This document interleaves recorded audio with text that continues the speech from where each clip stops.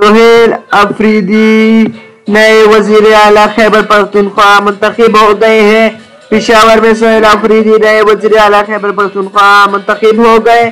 قائد ایوان منتخب ہونے کے بعد سہیل افریدی کے کے پی اسمبلی کے اجلاس سے اظہار خیال کرتے ہوئے کہنا تھا کہ میں بانی پی ٹی آئی کا مشکور ہوں کہ انہوں نے ایک ادنیٰ سے ورکر کو جس کا نہ بھائی نہ باپ اور نہ ہی چچا ہی سیاست میں ہے اسے عہدے کے لیے منتخب کیا۔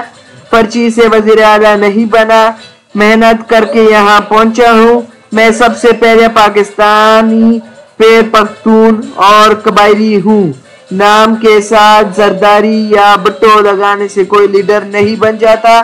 خیبر پختونخوا اسمبلی کا اجلاس اسپیکر بابر سلیم سواتی کے زیر صدارت ہوا۔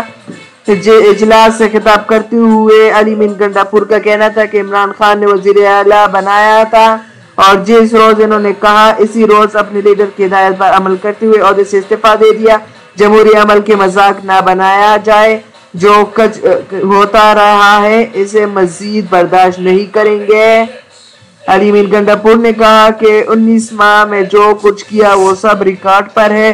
جب ہمیں حکومت ملی تو صرف 18 روز کی تنخواہ تھی، آج صوبائی خزانے میں 218 ارب روپے موجود ہیں۔ مجھ سے اپوزیشن کو گرا ہوگا کہ میں نے انہیں فنڈز نہیں دیے، لیکن عوام خوش ہے کیونکہ میں نے پیسے عوام پر لگائے۔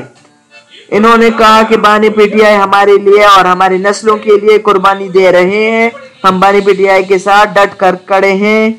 اسپیکر بابر سلیم سواتی نے رولنگ بڑھتے ہوئے کہا کہ نئے قائد ایوان کا طریقہ کار آئین کے مطابق ہوگا، جس کے منتخب وزیر اعلیٰ کے نام کا اعلان ہوگا۔